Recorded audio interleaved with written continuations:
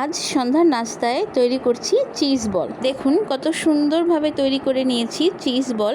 আপনারাও খুব সহজ উপায়ে তৈরি করে নিতে পারেন। চলুন তাহলে রেসিপিতে চলে যাই। প্রথমে সিদ্ধ করা আলু নিয়ে ভালোভাবে মেখে নিব। মাখানো হয়ে গেলে দিয়ে দেব পেঁয়াজ কুচি পরিমাণ মতো, দিয়ে দিব অল্প পরিমাণে মরিচ গুঁড়া, পরিমাণ মতো লবণ, সয়াবিন তেল, দিয়ে দেব কাবাব মশলা। একসঙ্গে ভালোভাবে মেখে নেব। ভালোভাবে মাখানো হয়ে গেলে আমি টোস্ট গুঁড়ো করে নেব। আপনারা আপনাদের পছন্দ মতো বিস্কিট গুঁড়ো করে নিতে পারেন। ও কিছু টোস্ট গুঁড়া আলুর সঙ্গে মিশিয়ে নেব। চিজগুলো টুকরো করে নিব।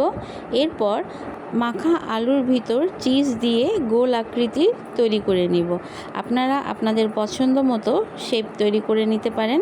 এই তো চিজ বল তৈরি করে নিলাম। এখন টোস্টের গুঁড়োর সঙ্গে ভালোভাবে মিশিয়ে গরম তেলে ভেজে নিব। হালকা আঁচে ধীরে ধীরে এক এক করে ভেজে নিব। আরও কিছু আমি ডিমে ডুবিয়ে ভেজে নিয়েছি। দুইভাবে ভেজে নিয়েছি। আপনারা আপনাদের পছন্দ মতো ভেজে নিতে পারেন, তবে আমার কাছে ডিমে ডুবিয়ে ভাজাটাই ভালো লাগে। এই তো তৈরি হয়ে গেল চিজ বল।